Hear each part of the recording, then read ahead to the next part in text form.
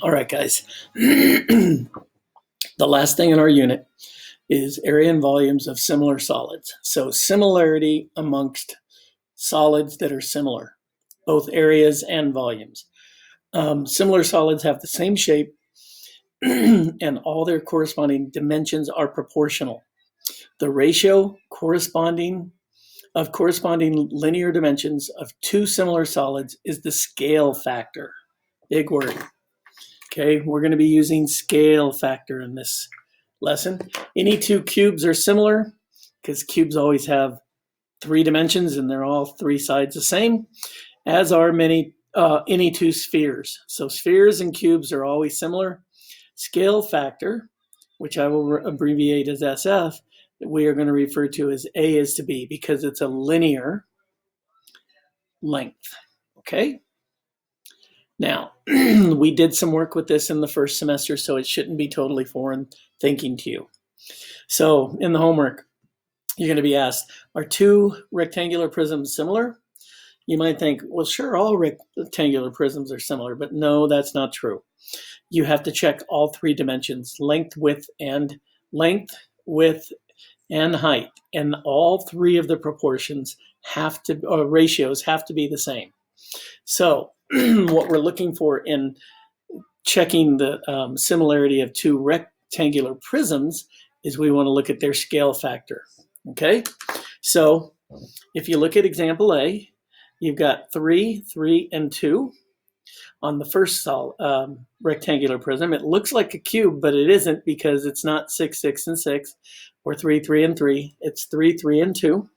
And this one is 6, 6, and 4. Now, if I ask you this kind of a question, what I'm wanting you to do to show me is to line up a correspondence.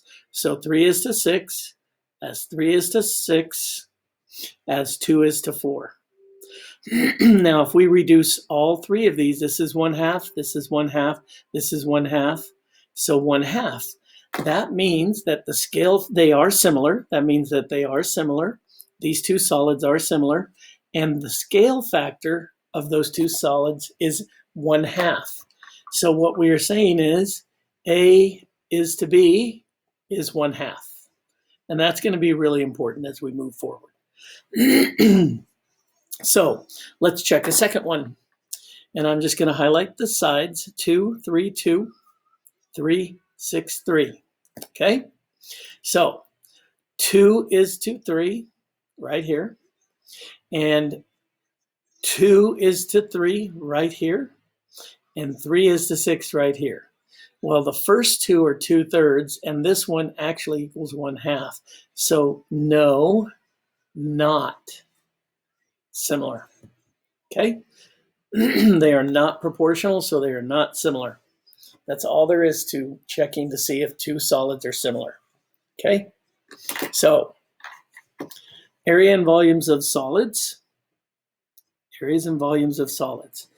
If the scale factor of two similar solids is A to B, then the ratio of their areas is A squared to B squared. And the ratio of their volumes is A cubed to B cubed. So what you're going to see me doing is scale factor, A is to B. Area is A squared is to B squared. And volume, it's going to be A cubed to B cubed. Okay? So if I know any one of these three, I can derive the others. If you give me the volume of two solids that are similar, or let's make it up, let's go 27 to 8, then I know this is the volume. Then I can find their scale factor. And the way I can find their scale factor is I can take the cube root of both numbers. And the cube root of 27 is 3, and the cube root of 8 is 2. So I know their scale factor is 3 to 2 or 2 to 3. So if you're given the volume, you're going to cube root them to find the scale factor. If you're given the area, you're going to square root them to find the scale factor. If you're given the scale factor, you're going to square both numbers to get the area ratio, or you're going to cube them to get the volume ratio. Okay? So finding scale factor. The square prisms at right are similar. So they're telling us right off the bat, these two guys are similar. Okay? They are similar. Now, what is the scale factor? So they're asking us to find scale factor. What they're asking us to find is A to B. Okay? Well, what are we given? We are given A cubed to B cubed. How do I know that? Because it says right here, volume. Okay? Volume. So 729 is to 1331. In order to find my scale factor, I'm going to cube root both of these. And when I do that, I'm going to get my handy dandy calculator out. If you have a TI-84 or an 83 or any of those, you can do this. You can hit the math key. Oops, turn it on. Hit the math key, and typically it's right there. So I would hit 4, and I would say 729. Then I'd hit enter, and I'd get 9. Okay? Now, what that means is 9 times 9 times 9 is 729. Okay? So another way to do this, so I want to do the cube root of 1331. I put it in parentheses. I hit that little funny key right there, and it puts me up into the exponents. Some of your calculators will put that little key there. And then what I'm going to do is I'm going to put another parenthesis and say 1 divide 3 and close the parenthesis. That is the same as taking the cube root. So I get 11. All right, what does that mean? That means that the scale factor of these two is 9 to 11. All right, you can also write it as 9 to 11. Okay, so half the notes down, let's flip it over and go to the other side. Okay, so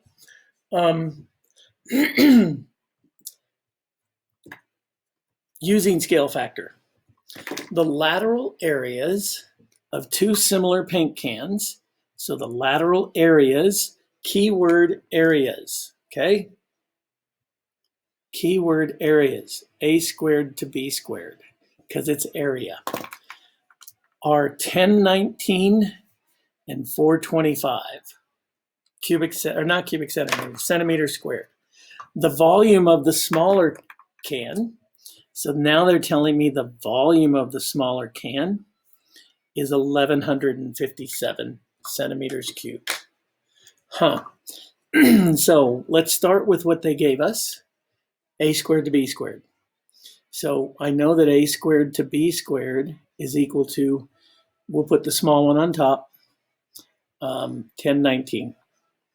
So in order to find A to B, I'm going to take the square root of these. Okay, now let's see if square root of 425 is perfect square. It isn't. Okay, and so how do I get to A to B? Well, A is equal to the square root of 425, and B is equal to the square root of 1019. Okay, how do I know? Because I took the square root of A squared. That's A squared. I took the square root of it. So what I want to do to find the volumes is I need A cubed to B cubed. So what I'm going to do is A cubed is going to be 425, square root of 425 cubed, and B cubed is going to be square root of 1019 cubed. Now this is the small and this is the large. Because how do I know? Because that's a smaller number. Okay, so what else did they give me up here? They gave me the volume of the smaller can is that amount. So 1157 goes here, and V goes there for volume. And then I'm going to cross multiply.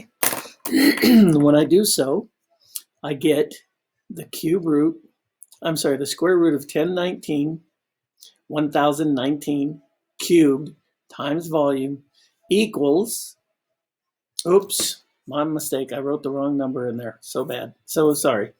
V times that is 425 is equal to 1157 times the square root of 1019 cubed.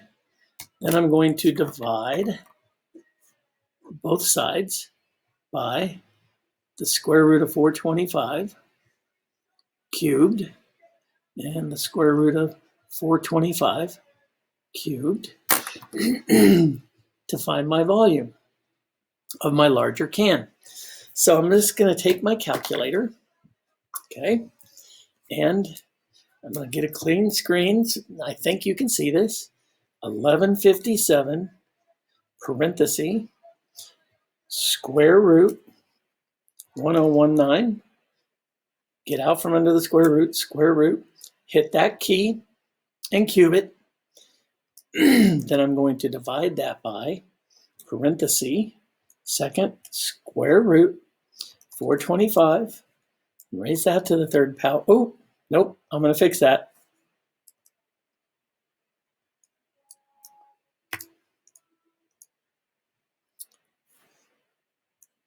Now I'm going to cube it.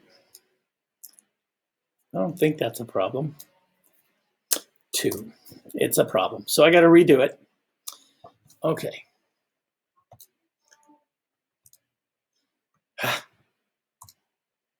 Okay. Let's just start getting rid of all of it. See if I can get rid of all of it.